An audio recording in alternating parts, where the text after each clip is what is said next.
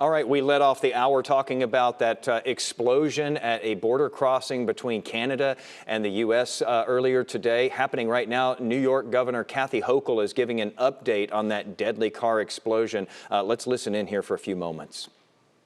Also is on the phone with Secretary of Homeland Security Mayorkas. The FBI Director, Christopher Bray, has reached out. The White House has reached out. My staff has been in communication with all of them. I spoke with Senator Schumer, Senator Gillibrand, Congressman Higgins, local law enforcement, as well as local elected officials, because the world is watching to find out what happened here. And again, at a time when there's such high anxiety, stress levels are already high, and we've been on heightened alert since October 7th.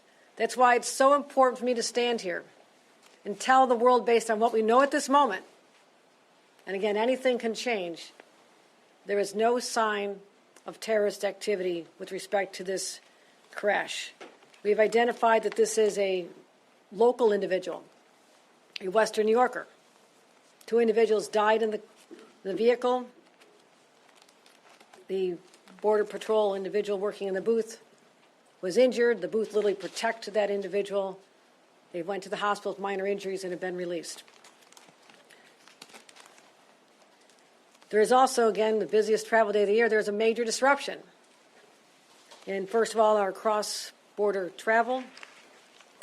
Right now, the Rainbow Bridge will remain closed while law enforcement continues investigation. Again, this is a large, widely scattered scene, and we're trying to identify all the elements to make sure that there is no unforeseen situations that we need to address before we can open again to the public. We're going to make sure the public is safe before they go back on the Rainbow Bridge.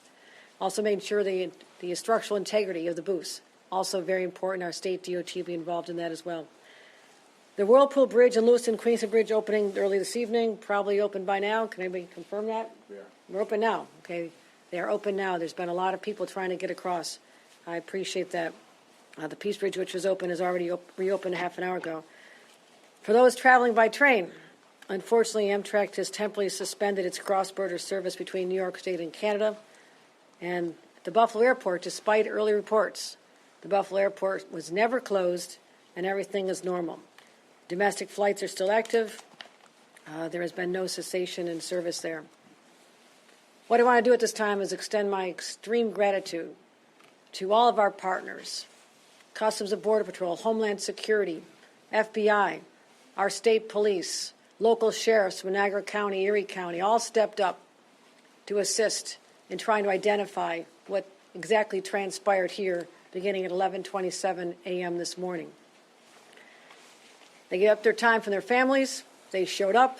They reminded us that there are people who put on a uniform every single day, put themselves in harm's way. The people out there on that bridge, in the immediate aftermath of what happened, unknown, the source, the cause of this explosion, were out there doing their jobs.